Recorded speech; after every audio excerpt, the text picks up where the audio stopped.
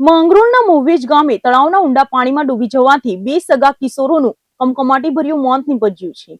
પોતાના દાદા સાથે તળાવ કિનારે માછીમારી કરવા ગયેલા બંને કિશોરો અચાનક ઊંડા પાણીમાં ગરકાવ થઈ ગયા હતા.